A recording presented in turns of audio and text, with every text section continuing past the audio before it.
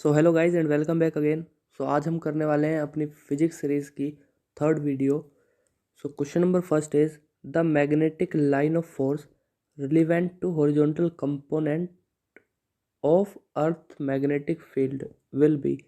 यानी जो earth magnetic field का हॉरिजॉन्टल कंपोनेंट है यहाँ पे हमारा मैग्नेटिक लाइन ऑफ फोर्स वो होंगी सर्कुलर, एलिप्टिकल, कन्वर्जेंट और हॉरिजॉन्टल एंड पैरेलल। सो इसका करेक्ट आंसर है हॉरिजॉन्टल एंड पैरेलल। सो हमारी magnetic line of forces horizontal and parallel होंगी। चलते हैं क्वेश्चन नंबर सेकंड की तरफ। So question number second is intensity of magnetic field due to earth at a point inside hollow steel box. So question कहना चाह रहा है कि अर्थ की वजह से किसी एक होलो स्टील बॉक्स के अंदर किसी एक पॉइंट पर magnet intensity of magnetic field होगी लेस देन आउटसाइड, बाहर से कम, बाहर जितनी, बाहर से ज़्यादा या फिर जीरो। सो इसका करेक्ट आंसर है जीरो। किसी एक पॉइंट पर होलो स्टील बॉक्स के अंदर मैग्नेटिक फील्ड इंटेंसिटी अर्थ की वजह से जीरो हो जाएगी। Now question number three is a dip circle is at right angle to the magnetic meridian then the apparent dip will be. So question कहना चाह रहा है कि एक डिप सर्कल मैग्नेटिक मेरिडियन पर राइट एंगल है। सो जो apparent dip हो जाएगा वो 0 डिग्री होगा, 30 डिग्री होगा, 60 डिग्री होगा कि 90 डिग्री होगा। सो इसका करेक्ट आंसर है 90 degree. So apparent dip 90 degree हो जाएगा। So now move on to question number four. Question number four is the angle which the total magnetic field of earth makes with the surface of earth is called. यानी जो हमें बताना है the angle, वो angle बताना है जो total magnetic field of अर्थ बनाती है सरफेस ऑफ अर्थ के साथ। तो उसे क्या बोलते हैं? Declination, magnetic meridian, geographical meridian और इंक्लिनेशन। सो इसका करेक्ट ऑप्शन है डी, इंक्लिनेशन।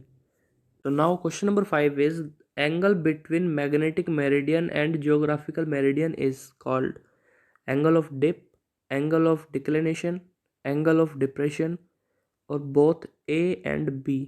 सो इसका करेक्ट आंसर है angle of declination. So now move on to question number six. Question number six is the ratio between total intensity of magnetic field at equator to pole. यानी हमें ratio बताना है between total intensity of magnetic field equator और pole के between जो ratio है हमें वो बताना है। सो ऑप्शंस आर 1:1, 1:2, 2:1 और 1:4। So correct answer is 1:1। So equator और पोल के बिटवीन जो total intensity of magnetic field का रेशियो है वो 1:1 है। Now question number seven is a current carrying loop placed in a magnetic field behaves like A.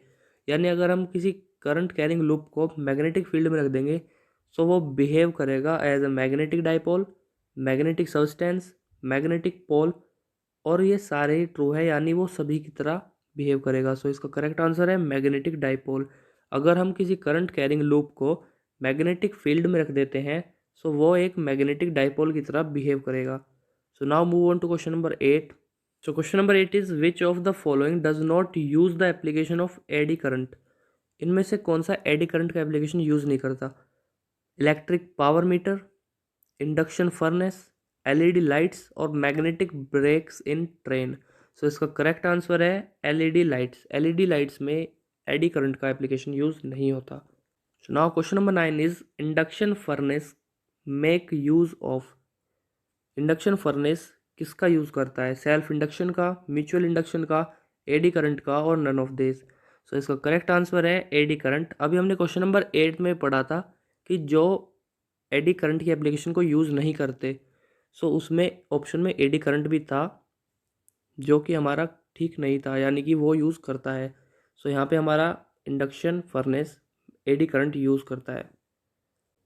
Now question number 10 is if the number of turns per unit length of A coil of solenoid is double the self inductance of solenoid will be.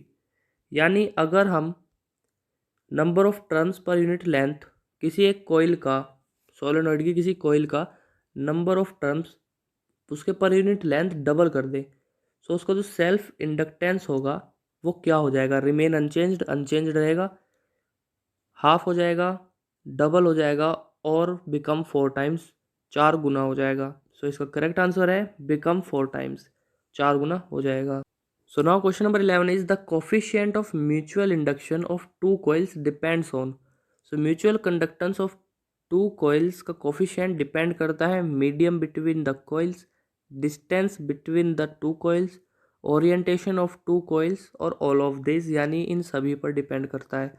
So इसका correct answer है all of this, यानी हमारा mutual inductance of two coils का वो coefficient depend करेगा medium between the coils पर भी, distance between the two coils पर भी, ओरिएंटेशन ऑफ टू कॉइल्स पर भी, इन तीनों पर ही कोफिशिएंट डिपेंड करेगा। So now move on to question number 12। So question number 12 is a solenoid is connected to a battery so that a steady current flows through it. If a iron core is inserted into the solenoid, the current will। यानी हमने एक solenoid को battery से connect किया हुआ है जिससे कि उसमें स्टडी करंट फ्लो हो रहा है। अगर हम एक आयरन कोर को उसमें इंसर्ट कर दें सोलेनॉइड में, सो करंट के साथ क्या होगा, करंट की वैल्यू का क्या होगा, करंट इंक्रीज हो जाएगा, करंट डिक्रीज हो जाएगा, रिमेन सेम, करंट सेम रहेगा, और फर्स्ट इंक्रीज देन डिक्रीज, पहले इंक्रीज होगा देन डिक्रीज होगा। सो इसका करेक्ट आंसर है first increase then decrease, current पहले इंक्रीज होगा फिर करंट डिक्रीज होगा। Question number 13 is two inductors of inductance L each are connected in series with opposite magnetic flux.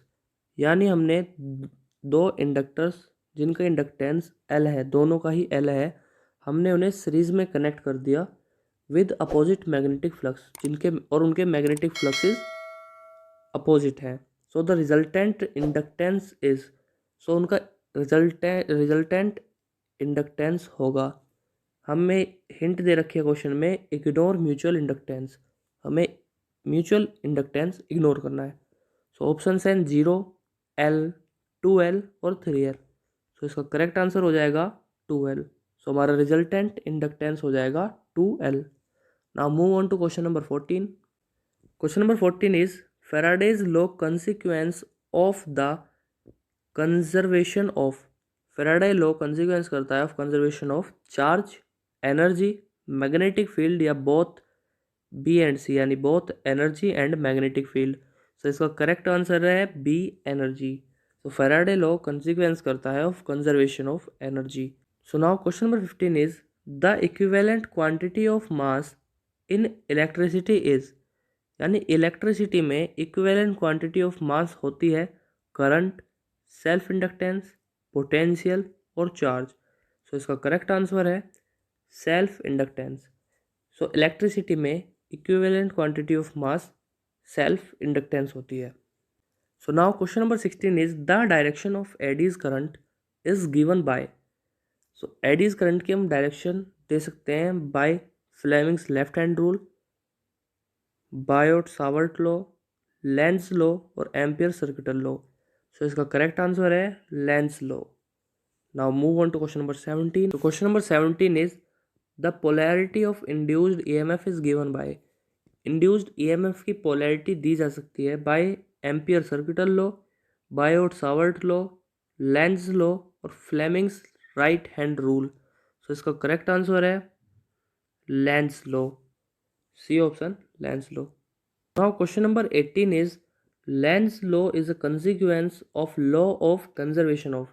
Lenz law consequence है of law of conservation of charges, conservation of mass, conservation of momentum और conservation of energy। So इसका correct answer है Lenz law consequence है of law of conservation of energy का।